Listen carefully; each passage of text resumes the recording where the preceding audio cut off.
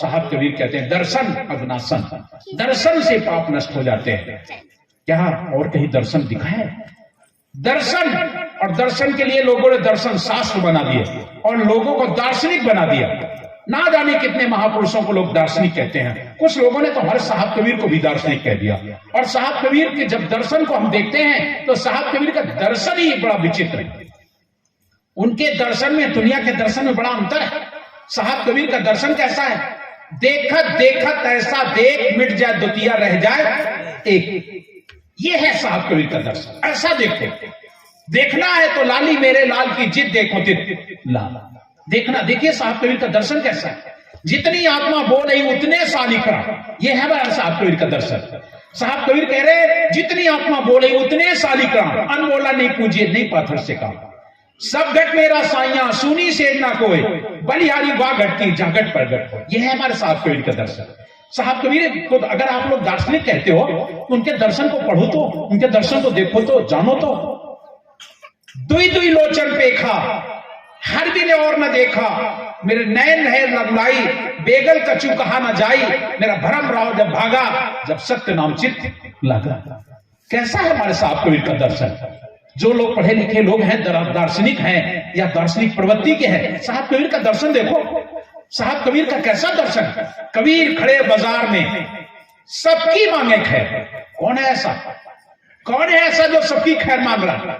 किसने मांगी साहब कबीर सबकी खैर? यहां तो भगवान राम कह रहे हैं विप्र देव सुर संत हित धर्यो मनो चौथा। ये तो सबकी खैर नहीं हुई। हुई क्या?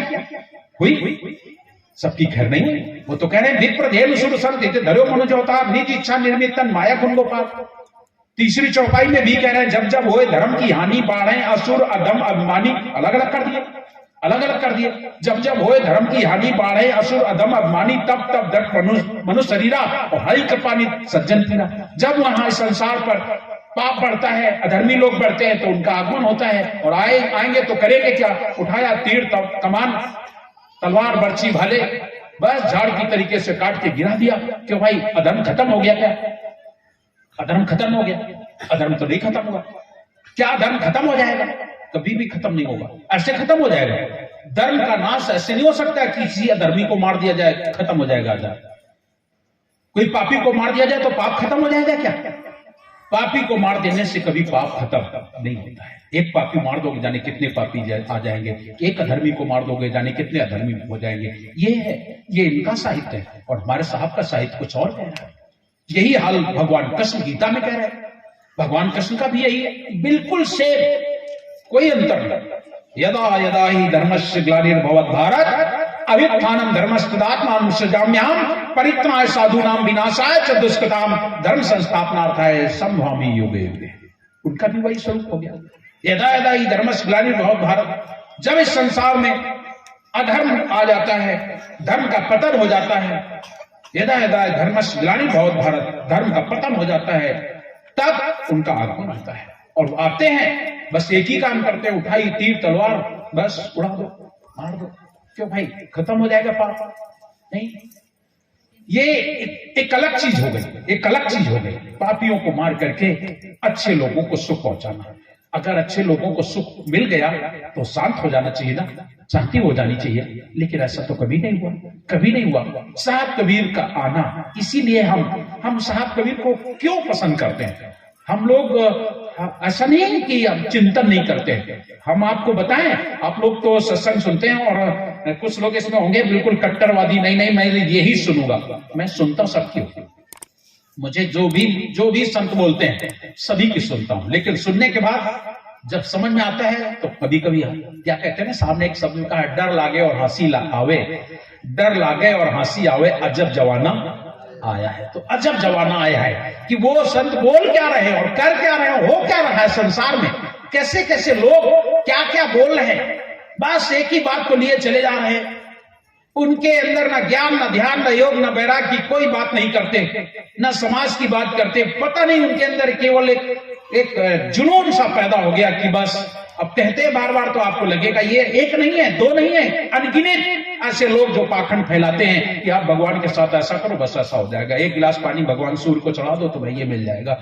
पीपल के पत्ता के पास ऐसा कर दो जाके, पीपल के पेड़ ये हो जाए। एक जुनून है लोगों के अंदर, और ये ऐसा जुनून है जो केवल लोगों को भ्रम में डालने का काम करते हैं। बस ना इनके पास ज्ञान है, ना ध्यान, ना योग, ना वैराग, ना भक्ति, कुछ भी नहीं। ये केवल जुनून है, लोगों को भटकाने का, सतमार्ग से भटका देना इनका काम होता है। साहब का हमारा जो सिद्धांत है वो ऐसा है, कबीर खड़े बाजार में सबकी मांगे थे। उन्होंने ये नहीं कहा कि तुम्हारी खैर तुम्हारी खैर, किसी जाति की, किसी विशेष व्यक्ति की, ऐसा नहीं कहा, सबकी मांगे खैर। क्यों? आप लोग साहब कबीर को क्या समझते हैं? बस वही बात है कि लोगों ने साहब कबीर को एक संत रूप में देखा। आज भी अधिकतर लोग कबीर पंथियों को छोड़कर, बल्कि कबीर पंथियों में भी बहुत सारे ऐसे कबीर पंथी है जो साहब कबीर के नाम की रोटी खाते हैं और साहब कबीर को ही बदनाम करते हैं। ऐसे भी लोग हैं, ऐसे भी लोग हैं जो कबीर पंथी कहलाते हैं अपने आप को, और कबीर साहब को ही नहीं जानते। कौन है साहब कबीर, कैसा है साहब कबीर? ऐसे लोग जो नहीं जानते हैं, जो नहीं कबीर पंथी है, उनको तो एक अलग बात है। उनके लिए तो एक बहुत सुंदर साखी भी साहब कबीर कहते हैं। साहब कबीर कहते हैं, जागत है सो लाल है। जो जाग रहा है वो लाल है। जो कबीर पंथ में आ गया है, साहब को समझ चुका है, जान चुका है, वो तो साहब कहते लाल है। जिसने ईश्वर को, परमात्मा को जान लिया है, वो लाल है। जागत है सो लाल है और सोवत है सो लाल। साहब कबीर कह रहे हैं जो सो रहा है वो भी लाल है, उसको भी लाल कह रहे हैं। जागत है सो लाल है। लाल तो समझते होंगे ना, लाल का मतलब बेटे को भी लाल कहा जाता है हमारे यहाँ, बेटे को लाल कहा जाता है। तो साहब कहते हैं जागत है सो लाल, ये तो मेरा बेटा है ही। जागत है सो लाल है और सोवत है सो लाल, और जो सो रहा है वो भी लाल। क्यों? जब जाग जाएगा तब मेरा हो जाएगा। जिस दिन उसका अंधकार खत्म हुआ, अज्ञानता खत्म हुई, उस दिन वो समझ लेगा, आ जाएगा। लेकिन एक समस्या और, साहब ने आज की समस्या पर देखा, क्या कहा? जागत है सो लाल है, सोवत है सो लाल, और जगह जगह सो गए तिनके कौन हवाल। मतलब समझ रहे? जगह जगह सो गए, मतलब कबीर पंथी भी है, चौका आरती भी कराते हैं, गुरु भी किए हैं और शुरू भी किए हैं, करें ना? जो गुरु भी किए हैं और शुरू भी किए हैं, कबीर पंथी भी है और साहब कबीर को नहीं जानते हैं, उनके क्या हवाल होंगे? उनको तो काल भी तुम्हें परेशान करेगा, थोड़ा नहीं करेगा, बहुत। कि अरे वहां जा करके साहब कबीर के शरण में जाकर सत्य को स्वीकार करके, और तुम वहां अंधकार में पड़ा रहा, तू फिर भी मेरे मोह के चक्कर में पड़ा रहा। याद रख लेना, जब भी तुम्हें बख्शीश नहीं देगा, बल्कि वो भी तुम्हें घोर नरक में डालेगा।